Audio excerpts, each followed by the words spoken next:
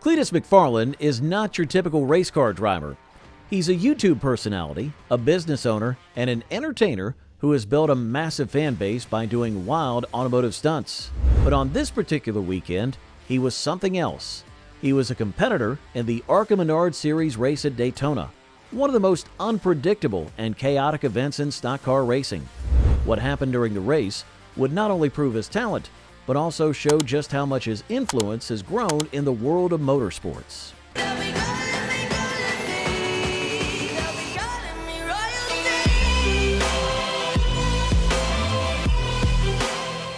From the moment McFarland strapped into his car, the attention was on him. NASCAR made sure to set up an in-car camera and live-streamed his race experience directly to YouTube. Over 50,000 viewers tuned in at one point just to watch his onboard footage.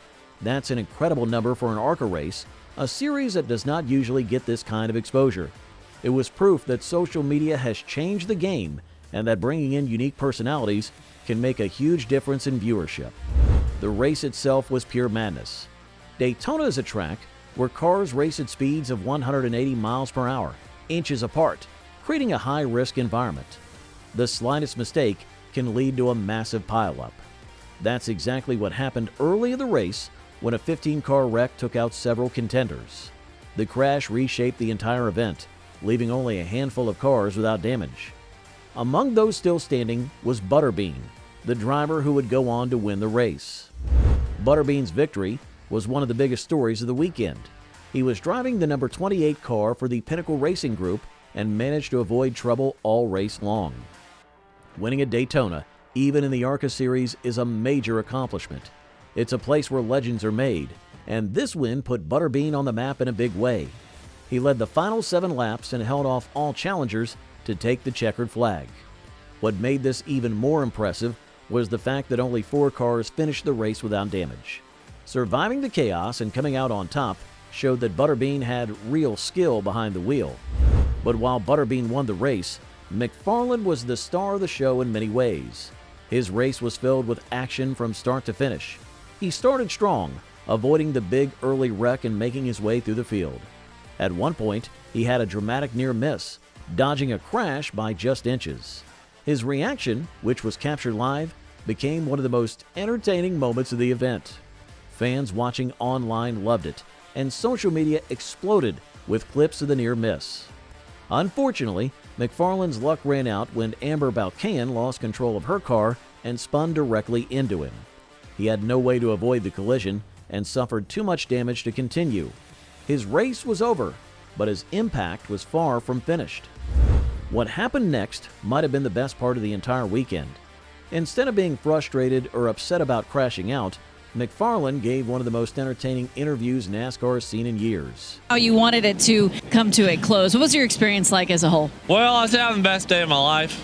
Ripping around Daytona like a bald eagle. I was flat out, avoided a wreck, which was awesome. I thought I was the best driver to ever exist in that moment. And it's probably because my sleeves were cut off that I was able to pull off that maneuver, come down pit road. Then someone slammed into my rear left quarter, spun me out, lived through that, got some fresh tires, went back out of there. I'm hot dogging into 1 and 2, and the car lost it in front of me, and I saw it, didn't have enough brakes to get slowed down before it, and tried to go around it, misread it, zigged instead of zagged when I should have zagged, and I zigged, and bam, blew the front end right off my hot rod.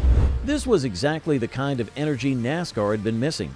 There was a time when drivers had big personalities, when they were not afraid to show their real emotions. Over the years, many interviews had become too polished and too careful. McFarland reminded everyone of what made NASCAR exciting in the first place. Big personalities, big moments, and a little bit of chaos. Cleetus McFarland's recent event with 76 Nissan Ultimas proves that he's serious about motorsports. The Ultima 600 was held at the Freedom Factory, a track he purchased in 2020. The race was open to anyone who had a stock Nissan Ultima and a helmet. It was wild, fast, and unlike anything seen before. The Freedom Factory is a 1/3 mile asphalt oval with a figure-8 track, making it much smaller than Daytona. Despite the size difference, McFarland said that this track felt much faster than Daytona. That's a bold statement, considering Daytona International Speedway is one of the fastest and most famous tracks in the world.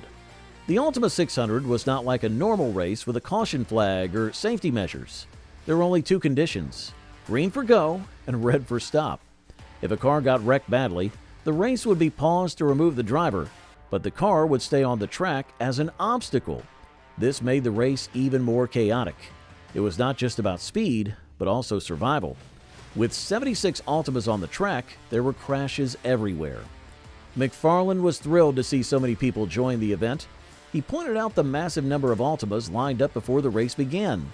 The excitement in his voice showed how much he loved the idea of bringing people together for a fun but intense competition.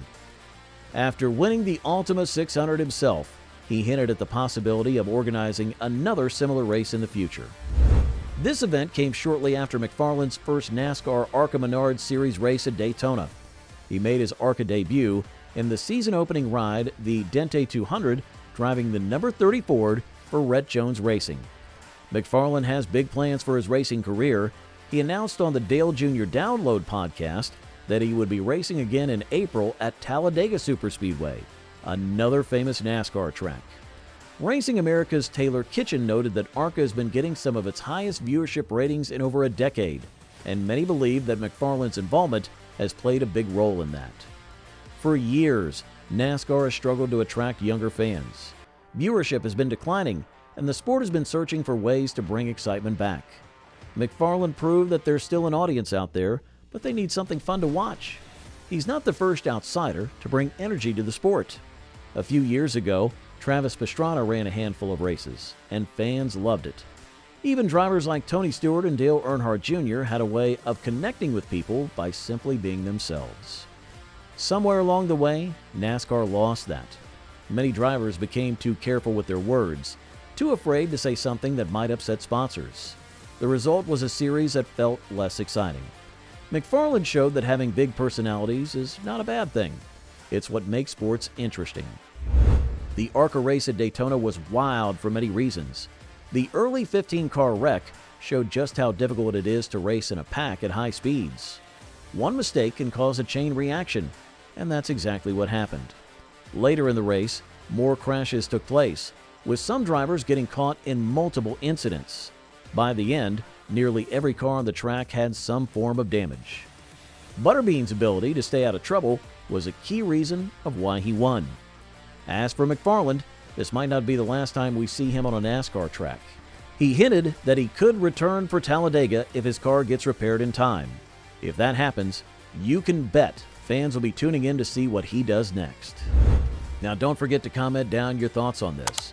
And while you're down there, make sure to smash that subscribe button as well.